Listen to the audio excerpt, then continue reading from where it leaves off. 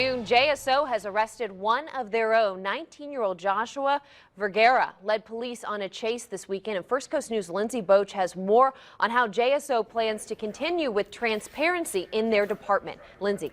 Yeah, good afternoon, Katie. JSO just telling us this morning. It started Saturday afternoon in the Bay Meadows area.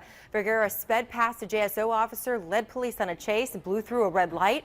According to Undersheriff Pat Ivey, the officer following Vergara chose to stop following him because of the heavy traffic in the area. Now, a separate officer was dispatched to a neighborhood for a potential burglary, and that's where the officer found Vergara. He said that he was feeling sick. The suspect led police to his car, which was in turn the car that was in the pursuit. It was also the same vehicle that was noted in 2 hit and runs earlier in the day. He was a corrections officer recruit. He was only on the force for a week, and he has since been terminated because he didn't make it out of his probationary period. JSO also announcing today that they're working on a website for accountability that will chronologically record officer-involved shootings and provide documents pertinent to it. They still have to build this website, so it might be a while before that is done. Katie. Well, in the Alfaro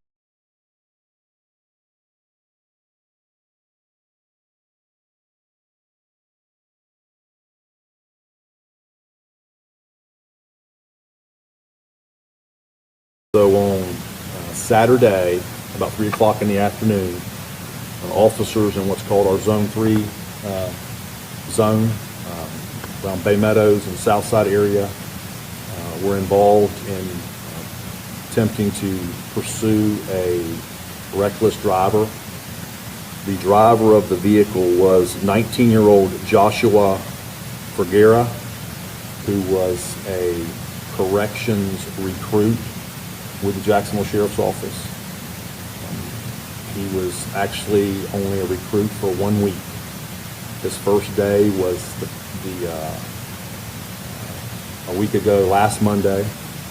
So he led officers on a very short pursuit when officers realized that due to heavy traffic, it would be advantageous and be dangerous for the citizens to pursue. They turned off lights and siren and allowed the vehicle to leave.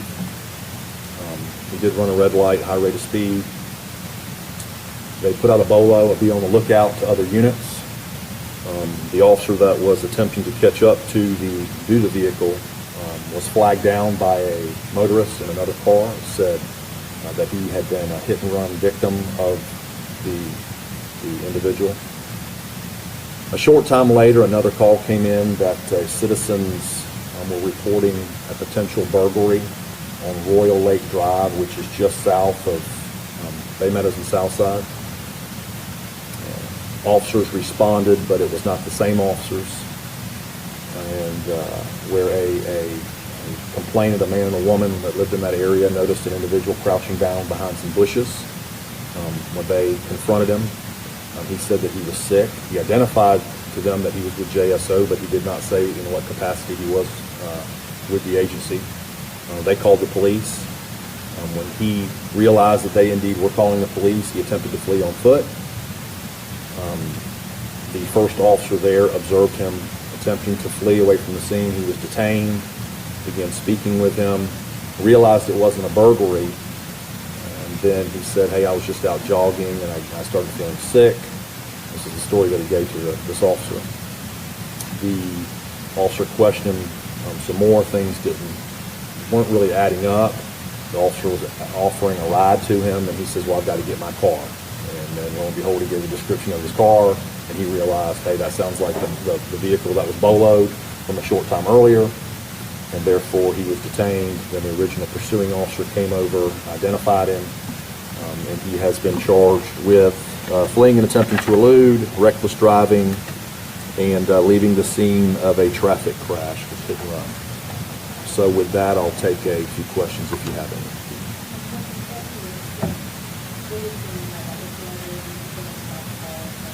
No. He was trying to give a reason why he was bending over behind the bushes to the woman and man that lived there.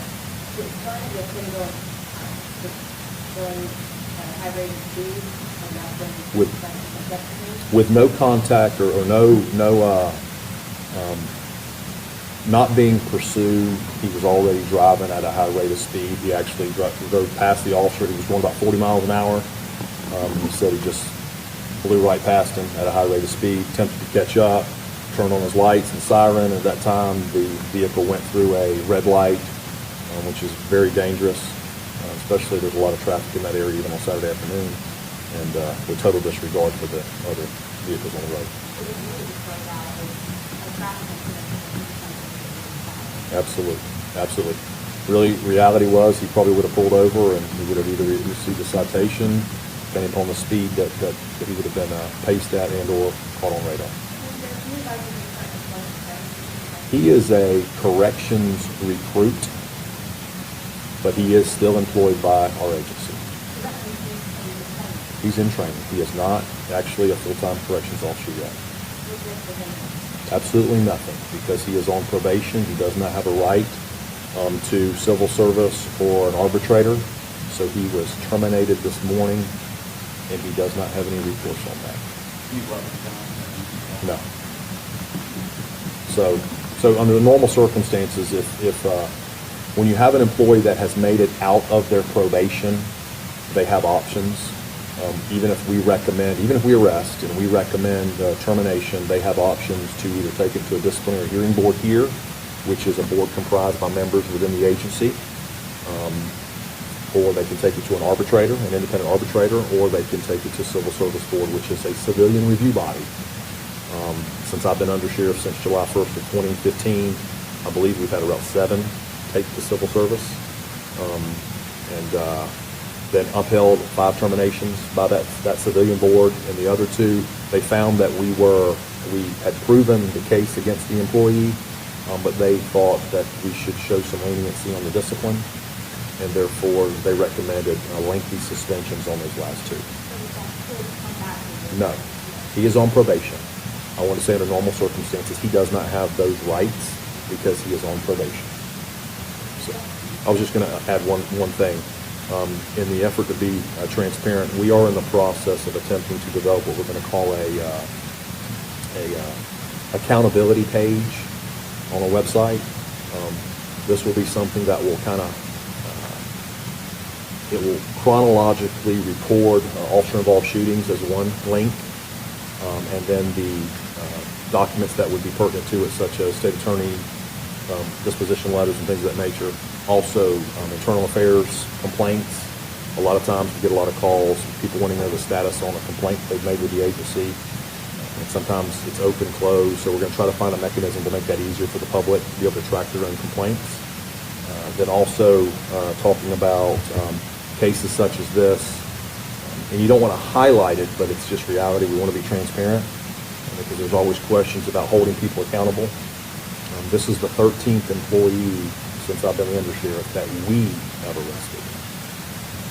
A couple others have been arrested in other jurisdictions, but outside of arrest, and as far as discipline is concerned, in excess, almost 90 suspensions and or terminations since July 1st of 2015.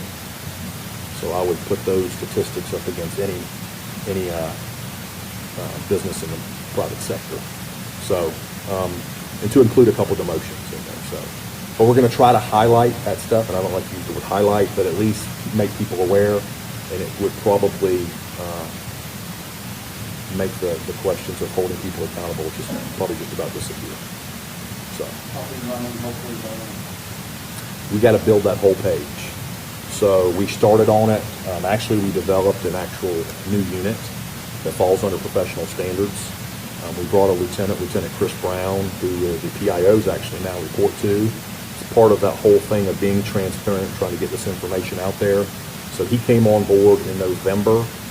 So we given the order to have the web page built with all the links necessary to include everything that I discussed. So as soon as possible, but if we could snap our fingers and it would be done, but we can't. So as soon as possible, yes.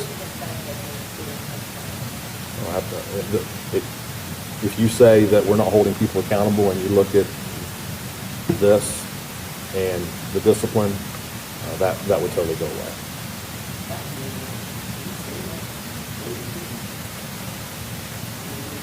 He confessed. I will say, yes, that was my car. I won't go into his mindset other than that, but he did confess that, hey, I did hit the car. I did run from the officer.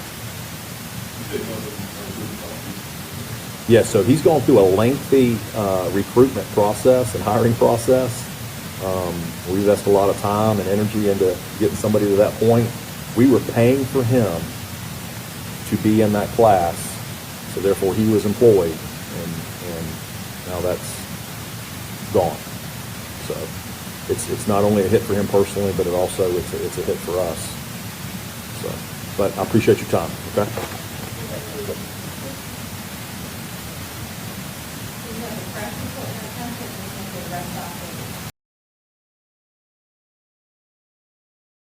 Jacksonville, Florida. The Jacksonville Sheriff's Office has arrested 19-year-old Joshua Vergara after leading police on a chase in the Southside area.